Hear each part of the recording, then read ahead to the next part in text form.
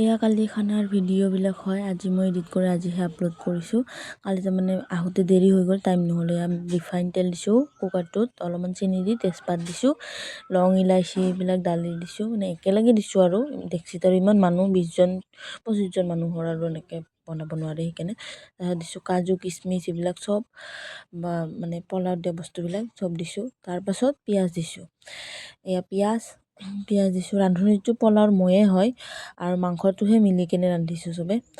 এয়া তাৰপাছত পিঁয়াজ চিয়াজ দি কিনে অলপমান লৰাই কিনে ভাজি লৈছোঁ। তাৰপিছত এই গাজৰ, তাৰপিছত বিট আৰু মটৰ এইবিলাক দিছোঁ অলপমান, বেছি দিয়া নাই, যিহেতুকে চাউলো বহুতেই দিয়কচোন। এয়া চাউল সোণা শক্তি চাউল ব্যৱহাৰ কৰিছোঁ। তাৰপিছত অলপমান দেখাবৰ কাৰণে আপোনালোকক চেষ্টা কৰিছোঁ আমি কেনেকৈ খালোঁ। এয়া চাউলটো দি কিনে অলপমান ভাজি লৈছোঁ। তাৰপিছত চাউলৰ সমানে জোখত পানী দি দিছোঁ, অলপ ঘিউ দি দিছোঁ। তাৰপিছত এয়া মাংস তাই বহাই দিছে। তাৰপিছত ভাজি হৈ গ'ল। ভাজি হোৱাৰ পিছত মই এটা চৰিয়াত লৈ কিনে চবকে দিলোঁ। এয়া হৈছে পোলাওখিনি, ইমান ধুনীয়া হৈছে এটা এটা। তাৰপিছত এয়া হৈছে মাংসটো বৰ্তমান হোৱাই নাছিলে। তাৰপিছত হোৱাৰ পিছত এয়া আমি খাব দিছোঁ চবকে। যদি চাই কিনে ভাল পালে আপোনালোকে চেনেলটো ফ'ল' কৰি দিব আৰু কমেণ্ট এটা কৰি জনাই দিব। আজিলৈ আহিছোঁ, বাই।